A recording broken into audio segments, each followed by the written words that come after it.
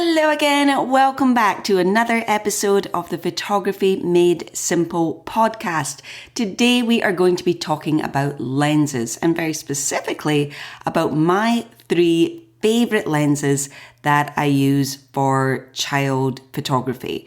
Now, when I say child photography, I do a mix of documentary photography, which is kind of capturing our everyday life, just those little moments, those little details, the things that we do every day as part of our normal family life. And also for portrait photography, because I love both genres. I love to take portrait style images of children and I love capturing those everyday little moments as well. So these are my 3 favorite lenses that allow me to do all of that. They're also great for other types of photography too. So if you feel like branching out and doing something different, they can be used for other types of photography as well. So without further ado, let's dive in. Hey there, I'm Audrey-Anne, founder of Live Snap Love, and I'm on a mission to help photographers just like you grow their photography skills quickly and in a way that feels simple and easy so you can shorten the learning curve and get photos you love faster. I created this Photography Made Simple podcast to share simple, actionable techniques, helpful insights, and practical advice on all things photography.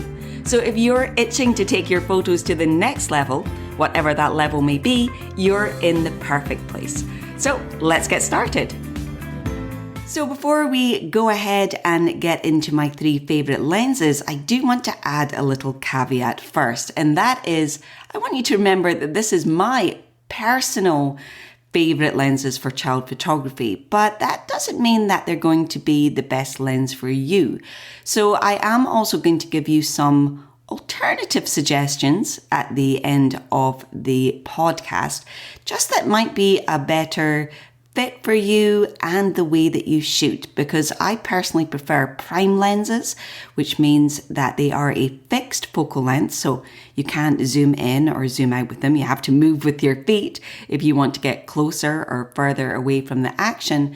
But I know many people prefer a zoom lens where you can zoom in and out without actually having to move. So I'll give you some alternative suggestions that are zoom lenses if you're not too keen on primes, or maybe you want to mix it up a little and have one zoom, one prime, for example. Now, before we dive in, I do want to let you know that I have a freebie that goes along with this podcast episode, and that is my Which Lens Kickstarter guide. So this guide is going to give you some example images taken with different types of lenses so you can see what each lens does and how it performs. It also gives you a breakdown of when you'd want to use each one of those focal lengths. So not just the ones that we speak about here today, but other lenses as well. You can find that at the show notes for this episode at livesnaplove.com/17. And you'll find links to all of the lenses that I'm going to talk about today. And of course, you can grab that Which Lens Kickstarter guide. It's going to give you example images, as I say, with each type of lens, not just the ones here today, and give you an idea of when you would like to use different focal lengths. So go ahead to livesnaplove.com/17 and you'll find all the links for everything that I've mentioned in this episode. Now, I've kept you waiting long enough, so without further ado, let's dive in with my first favorite lens, which is the Sigma 35mm f1.4 art lens.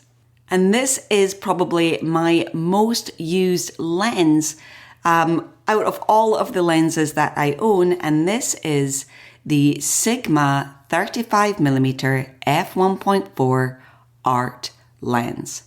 Now, I have to say this lens is a little bit on the expensive side. It's around $600, but it's nowhere near as expensive as the Canon compatible lens, which is a 35mm f1.4, which is I think it's around $1,500.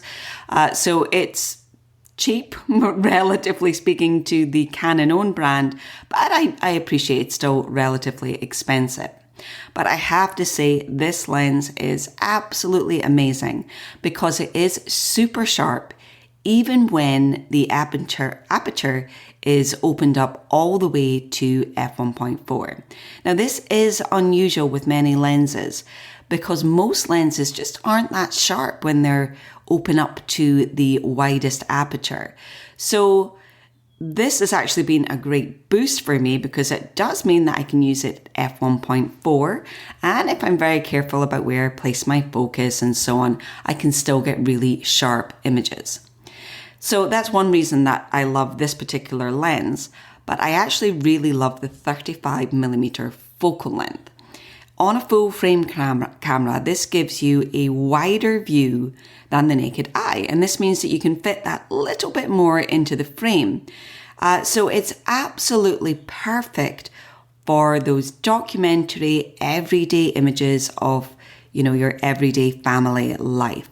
So, for example, I will use this a lot indoors because it's got that wider aperture. It means I can let more light into my camera when you're in indoor spaces. There's a little less light going around than you might like. And also because it allows me to fit that bit more into the frame. So I can get a wider angle shot and get more of what's happening in the room rather than just kind of close-up shots. So it's really great for being able to keep in some of that environment and getting that sort of context around what you're photographing. But I also use this outdoors. And again, this is for scenes where I want to add more of the environment in. So for me, if I was photographing my child down at the beach or maybe at the park or, somewhere, anywhere where I really want to get that surroundings in as well. So I've used it, in various places, streets, just anywhere where I want to get that context where I want more of the environment in. Then I will use my 35mm for that as well. So, and I also use it outdoors indoors, but outside of the home. So for example, some places we've used that are in I'm trying to remember, aquarium.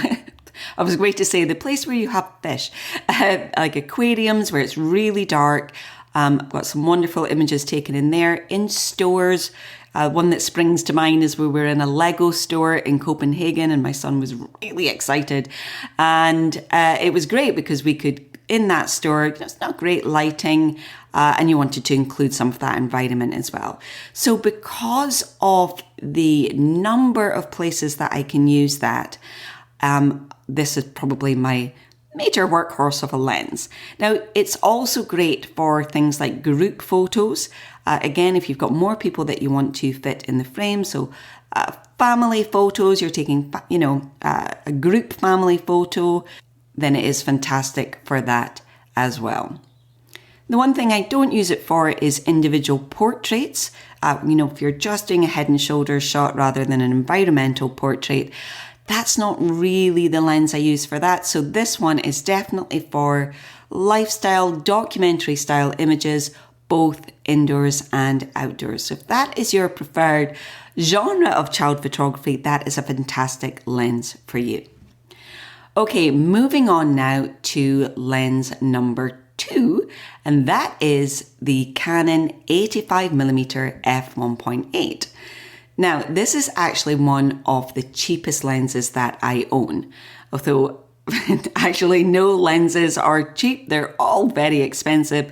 But again, I'm talking comparatively here. It was, I think, around $300 to $400. I forget now, but it is around that amount. So it's definitely cheaper than some of the alternatives out there.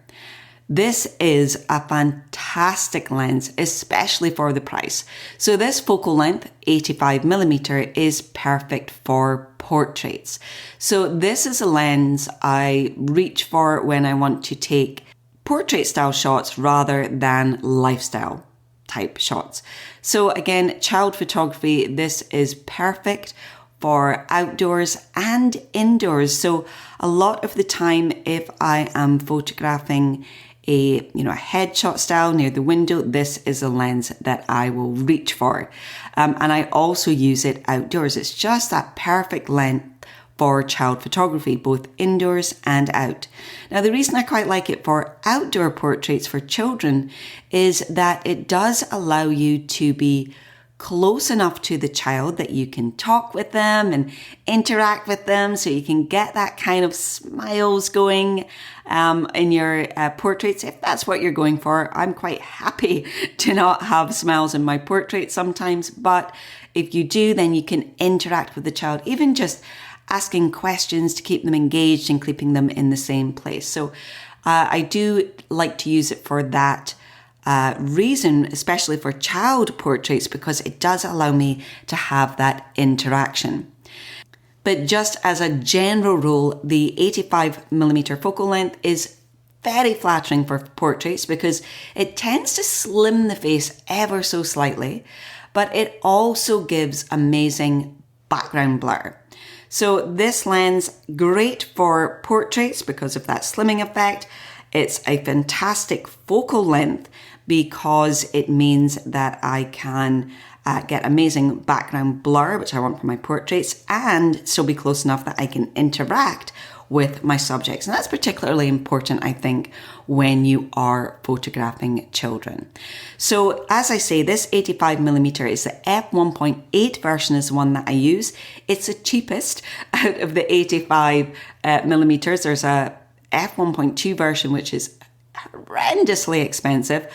Honestly, I've never felt the need to upgrade. The 1.8 version is just amazing, so I've never felt the need to spend that extra $1,000 or so to upgrade. So if you do take portraits of children, and really of, use this for adults as well, definitely, this is a fantastic lens for you to have in your collection. Okay, so moving on to my fave lens number 3, and that is the Canon 135mm f2.0. Now, this is the most expensive lens out of the 3 that are my favorites. But this lens is just beautiful. It gives the most dreamy, creamy background blur imaginable. It's just so soft and buttery and beautiful. It is an amazing lens for portraits as well. I also use this lens when I'm taking child lifestyle images, but I don't want to be up close and personal with my subject. So the 35mm has that more inclusive feel. You have lots more of the environment. It's really when you want to include your surroundings and you want that feeling to your images where, you're still part of the action. You feel like you could step in and be part of the scene. So it's great for that inclusive feel. I love the 135 when I want to have that more dreamy, ethereal look, either for portraits, but also for lifestyle images, where you want that maybe to capture that kind of magical feel of childhood. So you don't really necessarily want to feel like you could step in and take part in the activity, more that you're looking on and capturing a wonderful aspect of childhood. So although I'm using them to do the same kind of thing, maybe keep lifestyle images, they have a different feel to them, and that's why I would swap out between those lenses. So I do tend to use this for portraits outdoors. It's a little bit too long to use indoors in my size of rooms, so I don't use that indoors at all, but I use it for outdoor portraits. But I also use it for that lifestyle images outdoors, where I just want to be further back from my subject. I don't want to interact with them in any way. I just want to kind of leave them to get on with it. So again, that 135mm focal length, great for that portraits and for that any lifestyle images where you want a dreamy feel rather than that inclusive feel. And it's got a really nice wide aperture at f2.0. That means I can get lots of light into the camera and I can get that really yummy black background blur as well. So if that's something that you like, then you will love this lens too. But again, this is another prime lens. So all 3 of these lenses are prime lenses. So if you want to go further in or further back, then you have to move your feet. Now, I personally don't mind. I love prime lenses. I think it feels more immersive when I have to physically move closer or further back to get the shot that I want. So I personally like doing that, but I know that many people don't. So if primes aren't for you, then don't worry. You can absolutely get lenses that have these focal lengths as part of a zoom. And that is what I want to talk about now. So as I say, I love prime lenses. They do tend to be that bit sharper. They open up to wider apertures, but you have to move with your feet. So if you prefer, you can use something like a 24 to 70 millimeters. You get that from Canon, you get it from Nikon, you get a Sigma version, you get a Tamron version. It's just a really great range of focal lengths. So that's going to cover that 35 millimeter and give you around about the 85 millimeter as well.